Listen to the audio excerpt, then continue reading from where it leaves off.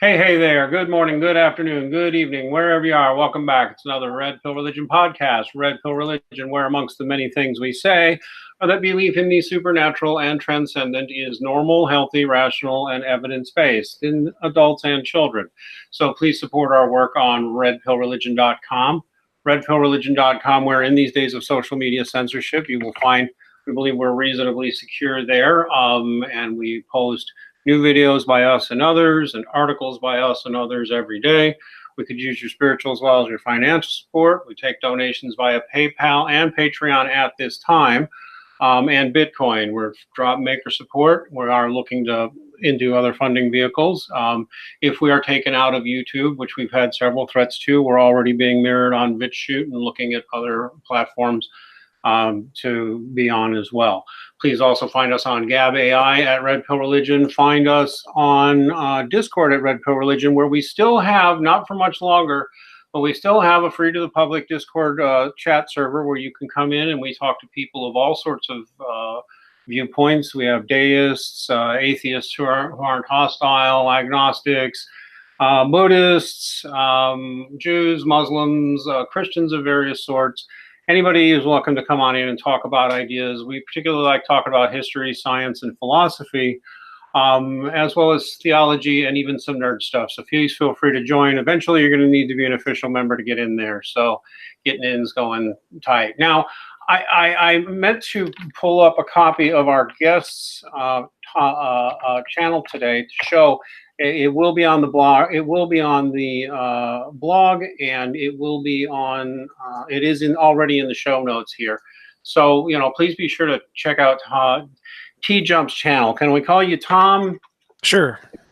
Tom Jump. Nice to meet you, sir. And I got an email from. I believe you sent us the email and said you were interested in coming on and discussing the religion in God and supernatural question. So I noticed that on your channel you talk about science and pseudoscience in Christian apologetics. Now, for the record, we do very little Christian apologetics here because we actually defend religious views and religion generally, including all the ones I've mentioned before. I'm actually curious, what's your take on science and its applicability or non-applicability to, I guess, Christian apologetics? Tom? Well, it depends on what you mean by Christian apologetics. My perspective is that science is a methodology that can tell us about the natural world, but it doesn't tell us anything necessarily about what the fundamental nature of reality is. And so it just leaves that question open to interpretation and doesn't say anything about that at all. Well, that's an interesting way of putting it, because from where I sit, what I have noticed, I've even seen it somewhat in my lifetime, and you can certainly see it in the history of science, and especially how scientific language and terminology and presuppositions changed, particularly over the 20th century, and especially even more over the last couple of decades. It used to be, historically, that you had, science was viewed as a subset of philosophy, and it was called natural philosophy. And implicit in that assumption was, is the best I understand it, and I've got a lot of sources on this, it used to be just assumed that there were things that were supernatural, which were therefore definitionally beyond the scope of science to speak of one way or the other, because science had to restrict itself to the natural, which was understood to be the physical. And that which was beyond the physical, or beyond what we call physics now, would be called the supernatural. And what I've noted is that most of what much, if not most of what we seem to accept as contemporary science now is often not measuring things that are material at all or subject to the laws of physics at all, yet we accept them as science. And so it seems to me a subtle change in what we mean by science has come in, to the point where we think we can exclude ideas and say, well, that's not scientific because you don't have an empirical basis for that. But I see all kinds of things that we accept in science that we don't have physical empirical bases for. Merely, for one example I like to use is economics. Another one is most of the field of psychology. Actually, I would not even count most of psychology as science at all. But what little you could call science within psychology isn't measuring anything physical that the researchers can show much of the time. Unless, of course, you start getting in neuroscience and stuff like that. So I have a problem with the whole attitude that everything, to me, it all gets down to the philosophy of science known as scientific naturalism. And I simply don't accept scientific naturalism as either scientific or even defensible at this point. I think that when we have, for example, the very rigorous and well done peer-reviewed studies on near-death experience, just to grab one, for example, the scientific naturalist attempts to explain away that data. A, they fail, and B, they look intensely ideological and not scientific at all.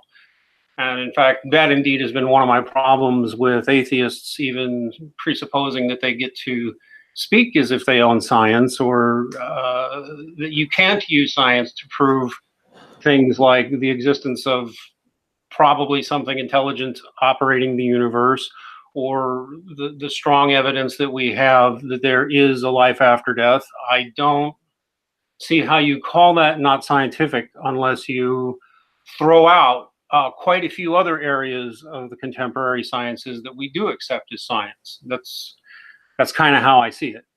All right, so let me give you an outline of my position. Okay. I am an atheist, and by an atheist, what I mean is that I don't believe there is any evidence or argument that indicate the existence of God. I tend to agree with most of the prominent atheists on that definition. For example, in your case of near-death experiences, my understanding is that because it's not testable and repeatable in some sense, it's not really much different from homeopathy or dowsing, where it's made some pretty interesting claims that would be cool if it was true, but when it's put into a rigorous scientific test by people who don't already accept it, they aren't really able to verify that it's true. So I don't see that as real evidence that there is anything beyond the physical. Like near-death experiences and out-of-body experiences don't seem to me to be any different than homeopathy or dowsing. It's just not really testable in any way. Okay. Well, just to make it clear, I certainly don't rest alone on near-death experience research for the evidence, which, having changed my mind on atheism and looked at the massive amounts of evidence that we do have, the near-death experience research simply is one of many, but probably the most easy to grasp for the actual person to look at. Because when I look at attempts to explain away the near-death experience data, I'm completely unconvinced that the so-called skeptics, the so-called debunkers, are anything other than ideological, because I catch them simply misrepresenting what is in the peer-reviewed research and what is in the NDE data. And I think that what I keep finding is, this isn't the only case that's like this, but I see no rational or scientific justification whatsoever for you to dismiss the NDE data, which is comprehensive and is as comprehensive as any medical tracking survey used for, say, drug trial tracking or psychological interventions. It's at least as rigorous as what you find in quite a few other fields. I think you are misrepresenting, in fact, what the data is. We know from the data, the testing on this, that pretty much everything you just said isn't true about the near-death experience, peer-reviewed scientific data. So you just right there said something that isn't true, and I don't know where to go from there, because we have already seen the ridiculous attempts to for example, no, the near-death experience research clearly does not indicate that it has to do with pre-existing belief. You can't get it down to electrochemical effect. You can't get it down to delusion. And the claim that it's all lies or fantasy, all by itself, demands proof. I've looked extensively at this research, and I have seen time after time, and I'm not the only one to observe this. I can point you to others. I have seen time after time after time, every prominent so-called scientist debunker of the near-death experience research clearly and irrefutably misrepresents what's in the data. And quite a few of them who have been famous have been shown to have not even reviewed the data or talked to the patients. And so I think it is actually on the deniers of the data to prove why we should deny this evidence. And I certainly laugh at anybody who claims it's not evidence. That's, to me, just a rhetorical trick. It is utterly and irrefutably evidence. I don't see how you get away with claiming it's not. Well, let me start with that. When you say, so if you had a box and somebody claimed there was a rabbit in the box, and they said the reason there's a rabbit in the box is because it weighs 2 pounds. I mean, it would be reasonable to conclude that's not evidence of a rabbit, because there are lots of different things that can explain that 2 pounds, right? You would consider it reasonable to believe that isn't evidence of rabbit, correct? Okay, wait a minute. Say that again. I want to make sure I understood it. So if we have a box and somebody claims there is a rabbit in the box, and the evidence they present for this is that it weighs 2 pounds. I mean, that's not actually evidence of a rabbit, because there are lots of different things that could explain that 2 pounds. Sure. So my position of atheism, the reason I don't believe there's any evidence for a God or the transcendental, is the same kind of a thing. I think that all this evidence that you're presenting can be explained by infinitely many different mutually exclusive explanations. There's no reason to jump to the conclusion of a God based off that, from my perspective. Well, so is that at least coherent from your perspective? At least coherent, but the rabbit might in fact still be in the box is one of the things I'd first point out. And second,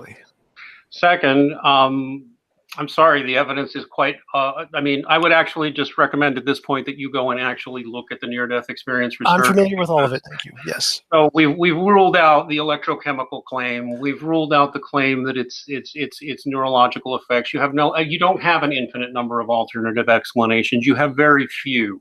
Well, let's start with that. Case. So, okay. My epistemology starts with the idea there is some difference between my imagination and my experience. When I imagine a unicorn, I don't experience seeing a unicorn.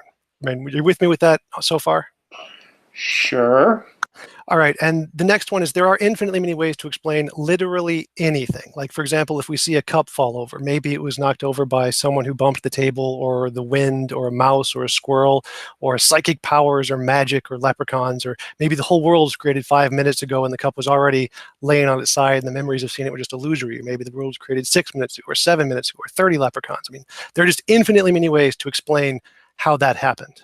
You still with me? On a case like that, yeah.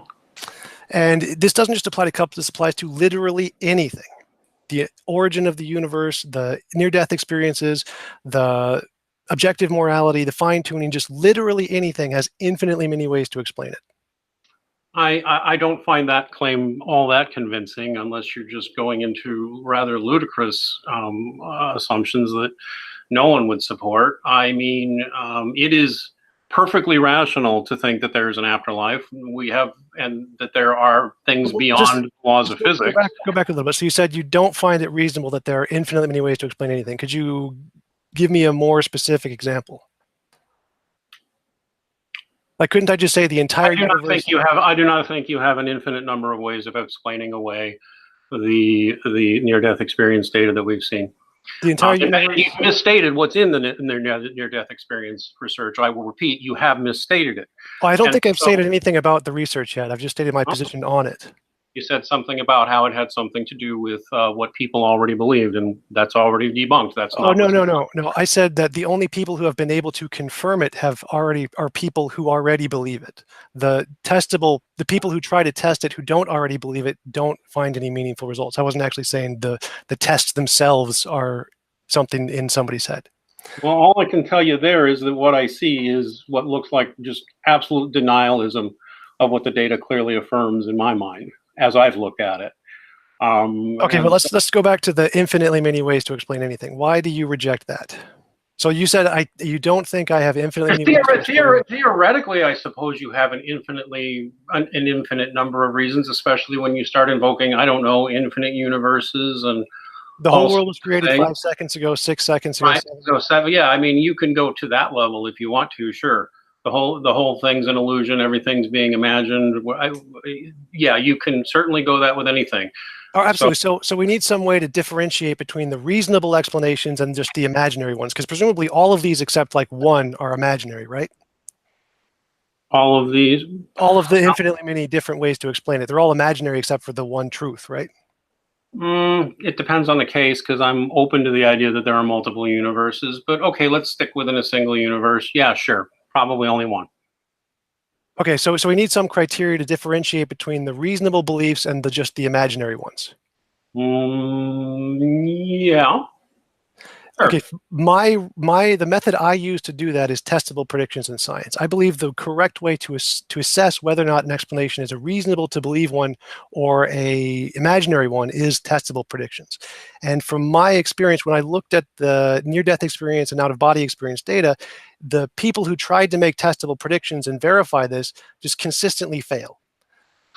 Well, my read of the data, especially Jeffrey Long's data, is that he consistently has succeeded and has continued since his first release of his work to show how the predictable patterns of what near-death experiences look like continue to be predictable. Absolutely. I'm familiar with his work, but so has Deepak Chopra when he says that he can support panpsychism, and so has all the homeopathers when they say they can support homeopathy.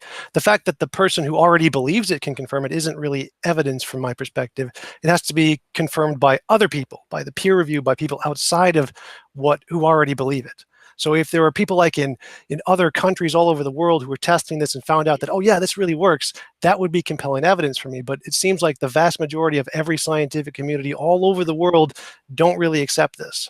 Now, I'm not in a position where I can actually... I don't accept that assertion either, but go on. So I'm not in a position where I can actually do the test myself, so I can't actually verify whether or not it's true. Like if I could actually do the funding and do the test, that would be good evidence that it's either true or false for me. But when I look at all of the data and the larger scientific community, it seems like the vast majority of everyone around the world doesn't seem to agree with this. Well, those are very big words, seems like, and scientific community, and I don't accept your assertions on either one of those. I'm sorry. It's very clear that most of the so-called scientific community doesn't exist as a coherent community and has no particular right to an opinion until they have researched the data. I have verified myself, as have others, that multiple so-called debunkers of near-death experiences outright lie about the data for apparently ideological reasons. And I think at some point it is time for the atheist and the denier to accept the burden of proof for their claims that they can explain these away and that they can get everything down to scientific naturalism, which just presupposes everything is subject to the laws of physics and that nothing supernatural exists. And there's nothing particularly logical, evidence-based, or scientific about any of those presuppositions. They're just presuppositions, and they're ideological and philosophical. So you could be right that there are many naturalists who just lie about it. That's totally possible. But since his work is available, we know some of them do for a fact, and I'll back that up. No problem. Well, there's always some group of people who lie about everything, but so his work is available publicly, so anybody can look at his work and try and replicate it in a lab condition. But no one seems to be doing this for the most part. Wait a minute. Actually, I can tell you that it's that the who's the big medical people up in Minnesota? Oh my God, everybody's heard of this. The Mayo Clinic. They're opening up serious studies on near-death experience. Cool. Love to see the results they have, but until then, from what I know, I can only go based off of what I know, and it seems more likely that it just doesn't add up to anything than that everyone in the world is just lying about this. Because it seems to me, when I look at all of the data and all of the different scientific communities who are completely separate from one another, you're right, they're not like a cohesive community. They all seem to reject the idea of near-death experiences and out-of-body experiences. It seems to be only religious people in general seem to adopt this. And so from my perspective, it seems more likely that it's not reasonable. But again, I can't verify it myself. That's just kind of, we'll have to just disagree on that part.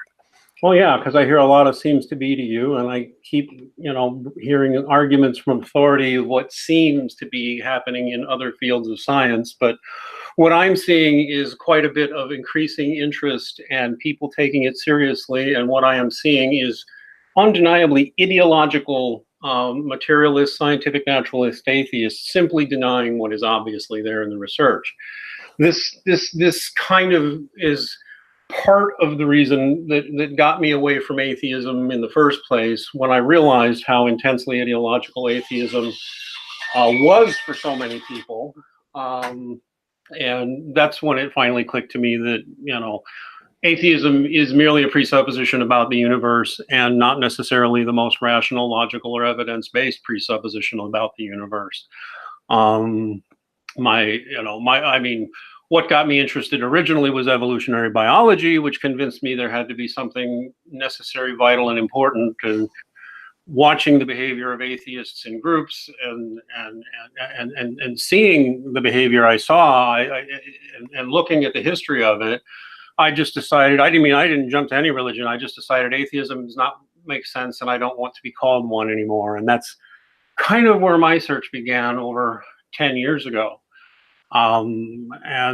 Subsequently, I've simply found that presuppositional atheism is just that. It's presupposition. It's not necessarily the most logical, rational, or sensible one. It's very much a minority opinion.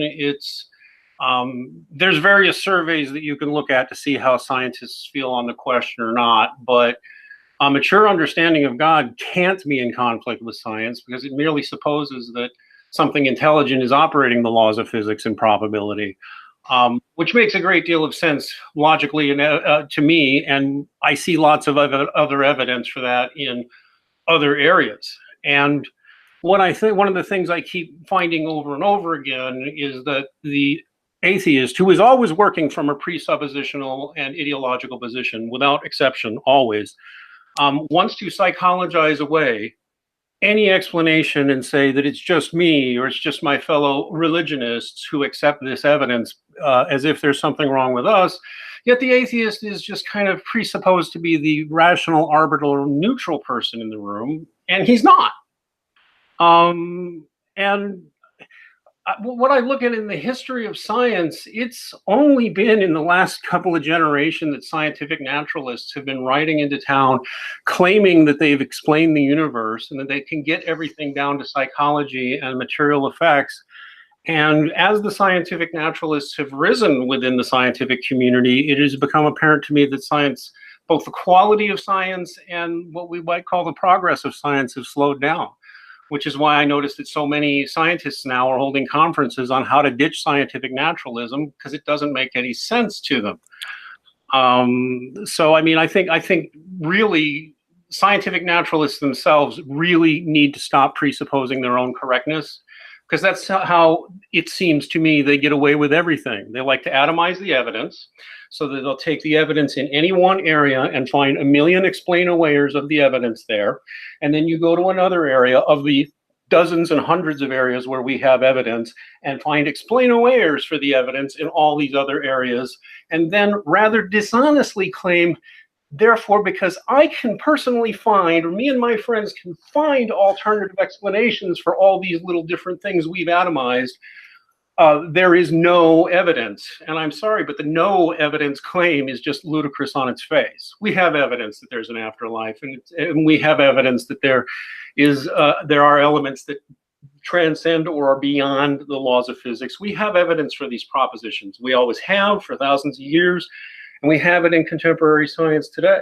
Okay, so let me interject there. So I think most of what you said is a misrepresentation of atheism and naturalism, just like how you believe that what I said is a misrepresentation of the near-death experiences stuff. So I don't think we're going to agree on that stuff. So from my perspective, the near-death experiences has absolutely no evidence for the supernatural. It's just an unexplained event, and until I can see testable predictions, I'm never going to believe it. So if the Mayo Clinic stuff works out, then that's awesome. I'd love to see it, but until then, I'm not going to accept it. Do you have any other reason to believe in the supernatural or a god of some kind? Do we have any other reason? Yeah, you said there's lots of other reasons. You don't just do it based off near-death experiences. What are the other reasons? Well, okay, if we're just going to stick with contemporary science, which we certainly can, we would look at, we could talk about so many areas. My main one, and this would be one where, this is where my journey actually started, was the science we've had for the last few years, which matches what we've seen reported culturally for thousands of years, is that most humans are naturally born with an instinct to seek out and believe the supernatural elements do exist, and that something like a god, or spirits must exist. This research has been done by multiple clinical psychologists showing that this is a natural tendency children develop between the ages, usually around the same age as language development.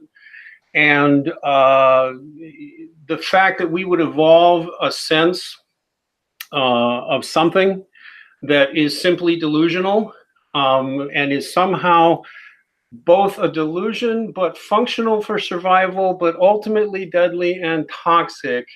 I heard that kind of reasoning coming out of Dawkins, who, by the way, is a pseudoscientist, and Daniel Dennett, who's not one necessarily. And I thought, really, so we evolved a functional delusion that made us better able to survive, but was ultimately destructive and awful and evil. And that's not what I see in the anthropological or archaeological record.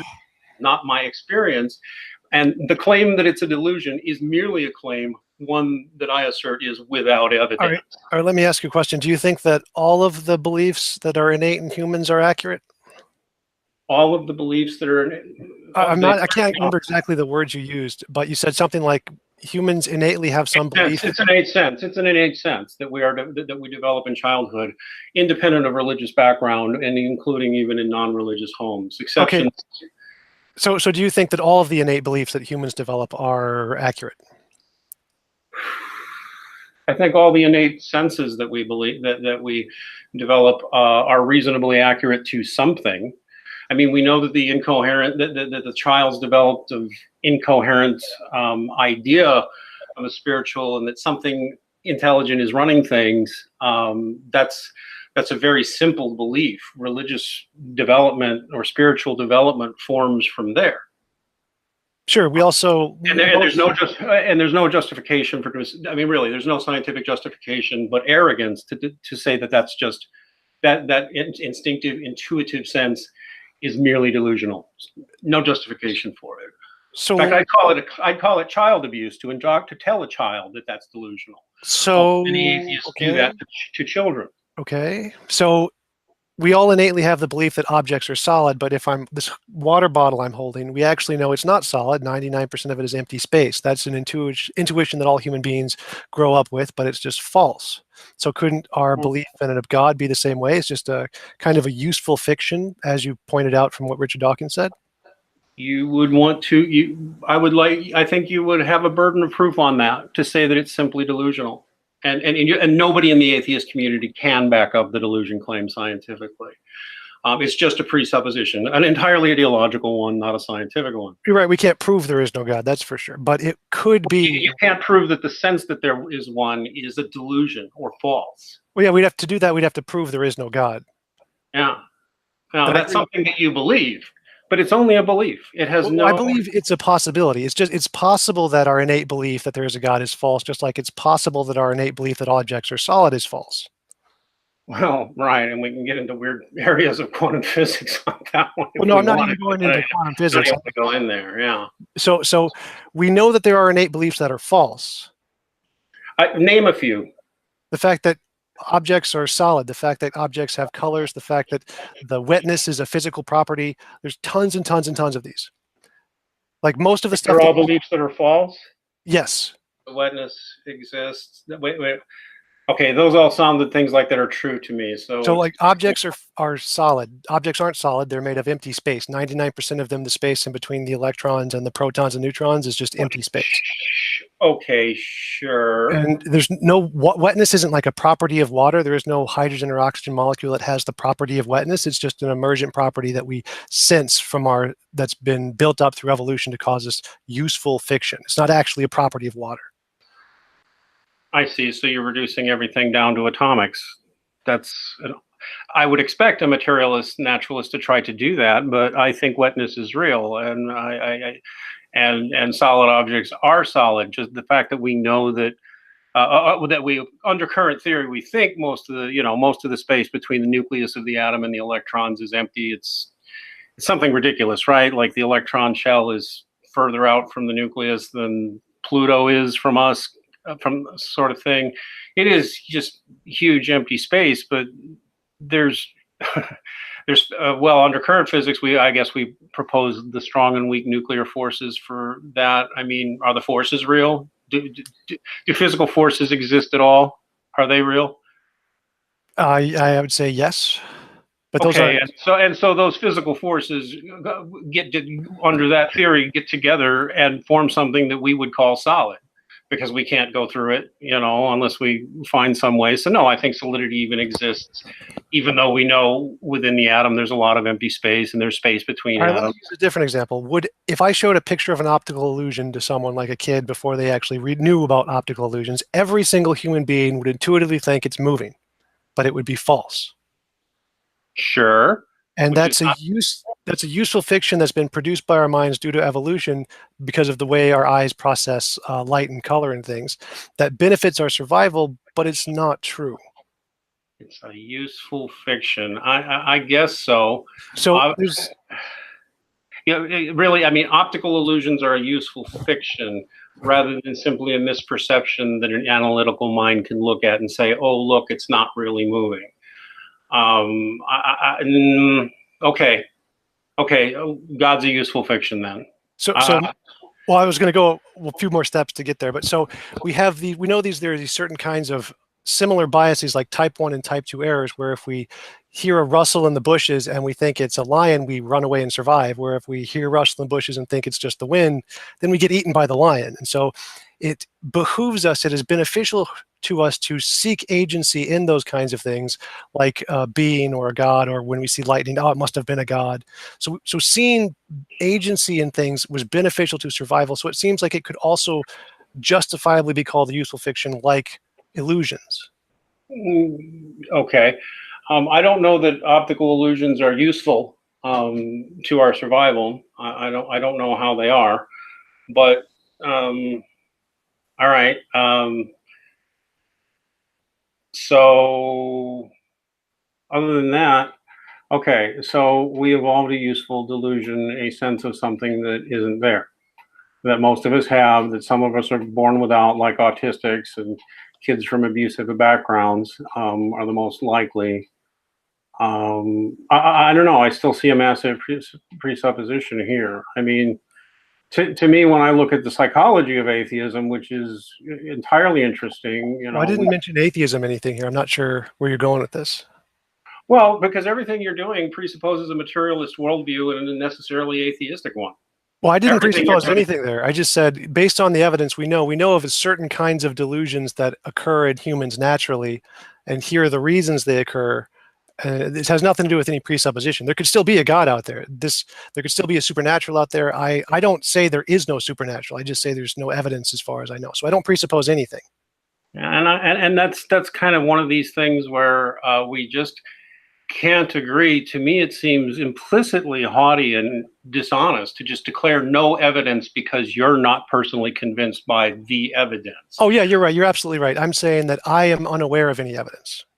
You're unaware of any evidence. Well, I mean, you were just given some and you declared that it's not. That's what I perceive. Yes, I am aware of that, and it seems far more plausible of the naturalistic explanations that we already have an abundance of evidence for.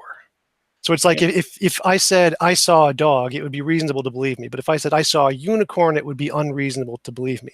The difference between these two claims is that dogs have an implicit empirical basis. There's lots of things about dogs we can verify and justify belief in, like their DNA, their taxonomy, their phylogeny, their bones, their fossils, all these kinds of things. And none of that exists for unicorns. So just simply the testimony of I saw a dog is sufficient because there's lots of empirical stuff behind that isn't mentioned in the statement, whereas the statement I saw a unicorn isn't reasonable. So in the same case, I would say the innate belief of a being has lots of implicit empirical evidence that that's just a byproduct of evolution, because we know of type 1 and type 2 errors, which are a byproduct not only of in humans, but also in other animals who do the exact same thing. So it seems reasonable to believe that's a product of evolution, just like it seems reasonable to believe someone if they say they see a dog. Whereas from my perspective, your claim seems to be more like, I saw a unicorn. Like there's this actually existing new category of thing that we don't seem to have any reason to believe, as far as I can tell. So, okay, and all I notice is how many seems to me are coming out of you and what seems reasonable to you. And what seems reasonable to you is just going to be what seems reasonable to you. I think these are merely just your beliefs. Well, again, obviously, everything is naturally anything anyone ever says is always going to be what seems to be to them. So I'm not sure what your point is there. well, there's nothing scientific about anything you said there.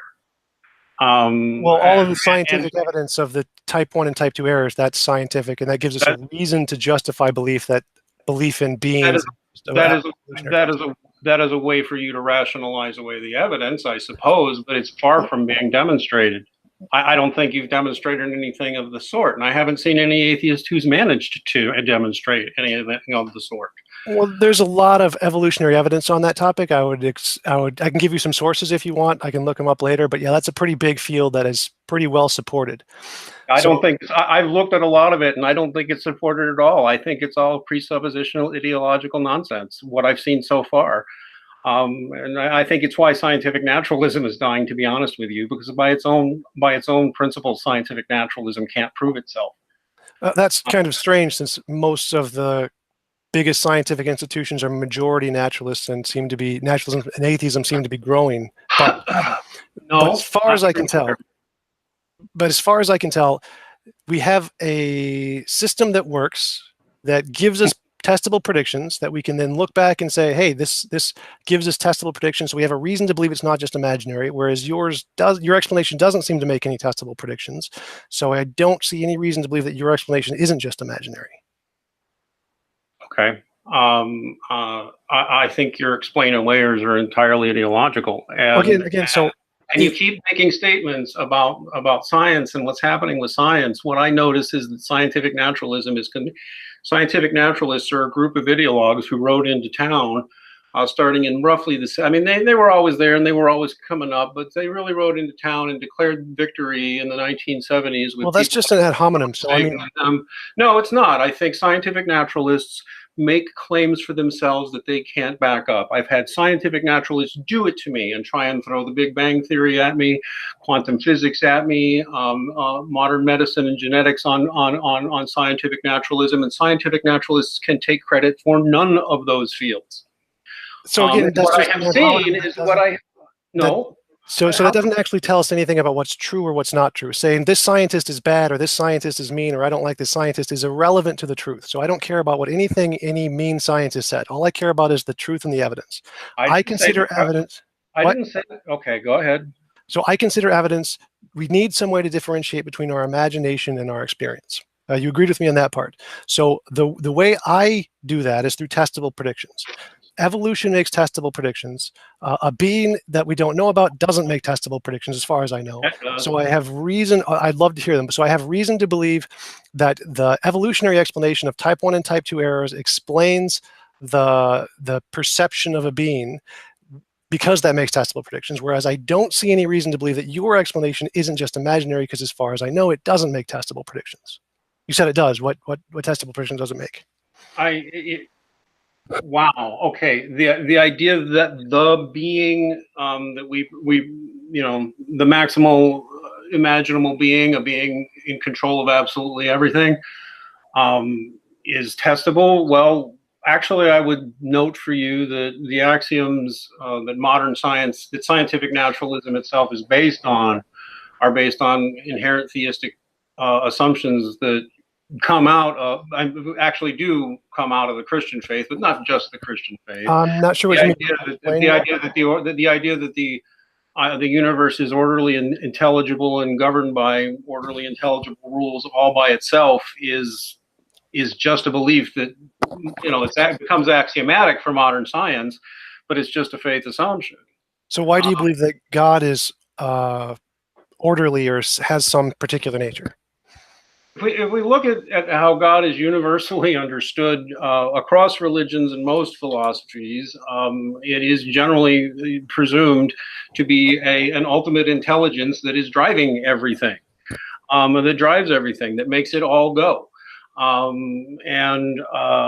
don't even see how you could posit that a random, causeless, unintelligent universe driven by blind natural forces could create or would create an orderly, intelligible universe. So why would God create an orderly, intelligent universe?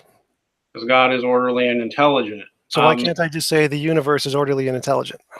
You can say that if you want, but you can't explain why. And now you're going to say science can't explain why, but no. I was going to ask, how does God do it? How do you explain why God is orderly and whatever what you said?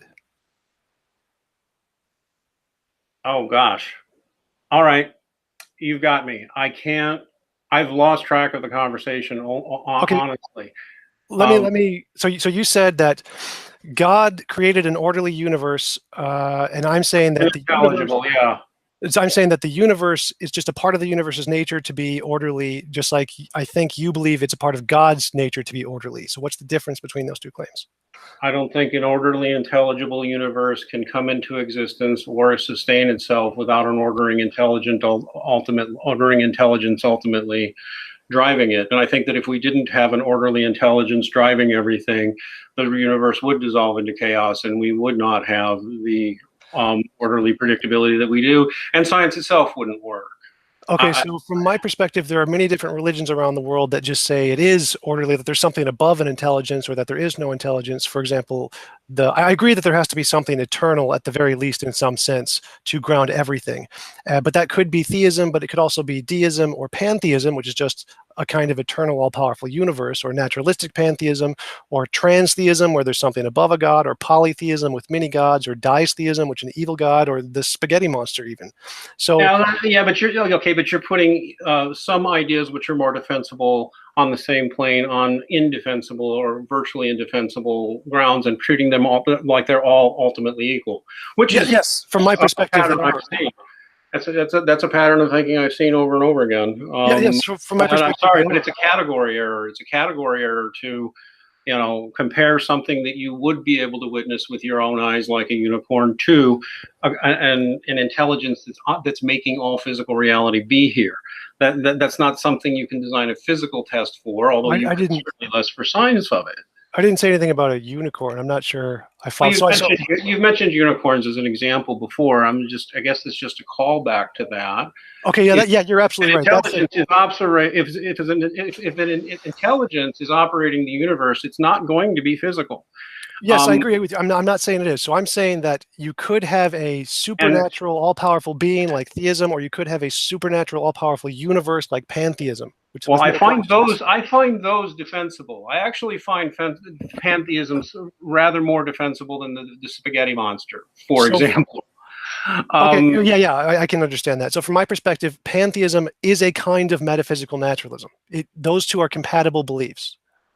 Yeah, but now you're out, and maybe we could stop there, because that's actually a place where we do agree. We have been going 45 minutes, and we might want to start wrapping here. We obviously don't see the world the same way, and we've challenged each other a few places. Do you want to wrap it up here? Maybe I'll even give you a final word, and maybe if we can review this and trade some notes, and if we want to come back, we will, and if we don't have to. And how's that sound? Well, do you have some more time? Because I'd like to explore this idea a little bit more. Okay, we can go another 5-10 minutes. Go ahead. All right, so you agree that pantheism is potentially a defensible position? Yeah, I don't think it works ultimately personally, but it's defensible. So from my perspective, I think that all of the arguments and evidence and everything in the universe could be explained by pantheism or theism or deism or transtheism or henotheism, all these different ideas. And I don't think there's any reason to believe in theism over pantheism, just like I don't believe there's any reason to believe there is a rabbit in the box rather than a lizard in the box. To some extent, what I see a lot of what you're doing there is just atomizing and trying to make all ideas look equally implausible or plausible when you do something like that. That's what it looks like to me when I see atheists raise this line of argument. It's like the whole ludicrous 4,000 gods, 4,000 religions, and only yours is correct. And I'm like, the answer to that is and so all of them are wrong and you're right. I mean, I think it was Vox Day, who I don't agree on a great many things, but he's the one that pointed out that most of Western science has implicitly assumed the existence of a God and the existence of purpose in nature, and has produced most of what we have in modern science, as opposed to scientific naturalists who have produced quite a bit less than they like to lay claim to, in my observations over the years. But that's just a bandwagon fallacy. Most people used to believe that the sun rotated around the Earth. That doesn't actually make it true.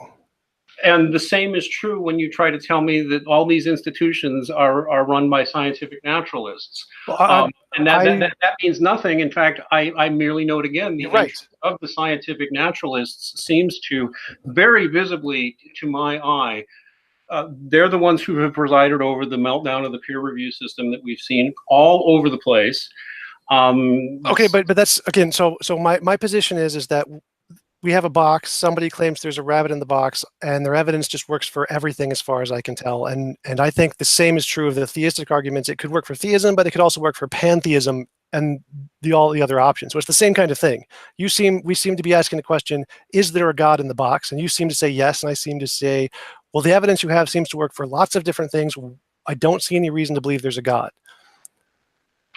To me, pantheism is a form of theism, and it goes to saying that the universe itself is God, which is, again, I think you can rationally defend it. I just sitting down to defend one from the other would be an entire conversation. Well, I'm going off of to have, but at the same time, I will point to the fact that we do have the reality. I mean, what am I trying to say? It's perfectly rational for us to think that there is something intelligence running things, and that there are elements that are beyond the laws of physics. And we do have evidence. Pantheism is from Bertrand Russell from Einstein and Spinoza, and they just believed in a universe, no consciousness there. So it's just an those were things they believed. I understand. Yes, so when I'm talking about pantheism, I'm talking about just an eternal, all-powerful universe, which just has some of the properties that you think God does without the consciousness.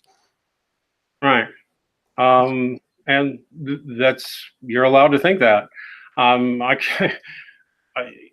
So, all right. Did you want to have I guess, would that be your final word? Because I'm not sure what else to say from here, because we got a lot to digest.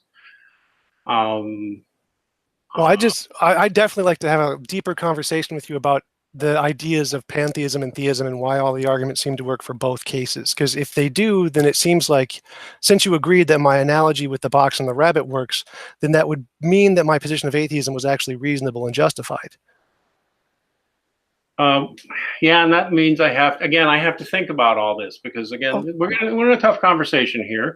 I have to think about all this. Do I even truly accept that pantheism is really an atheist position?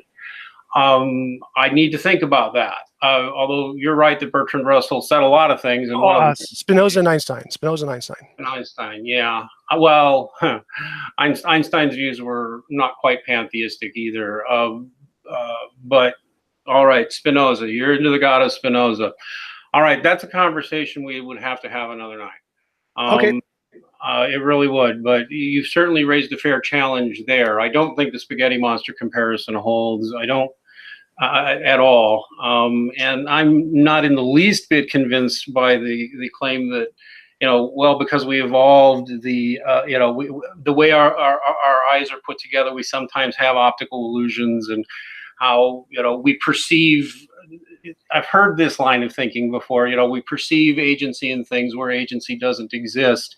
I don't find those arguments all that convincing on evidentiary grounds. I really don't. They seem very weak to me, and just like ideological explain-awayers of events that we have reason to think happened. But I think we can leave it there. Sure. But I wanted to make out sure that I'd rather focus on the pantheism-theism debate than the near-death experiences debate. So if you're really going to spend some time thinking about it, spend more time on the pantheism question, because that's more interests me. All right. I think that's fair. And I really would like to wrap it here. I'm getting tired. It's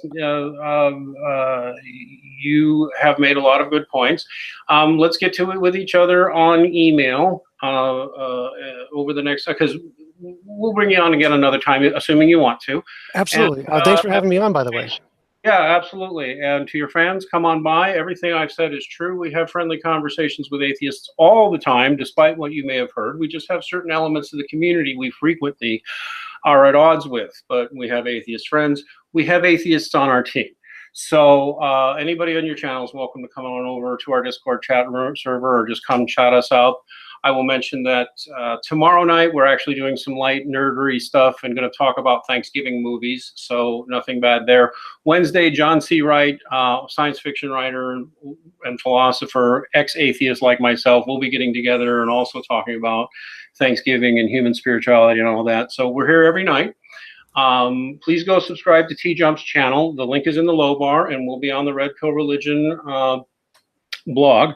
And here on YouTube, please give us a like. Please give us a subscribe. Find us on redpillreligion.com always, even if we disappear from YouTube. And God bless everybody.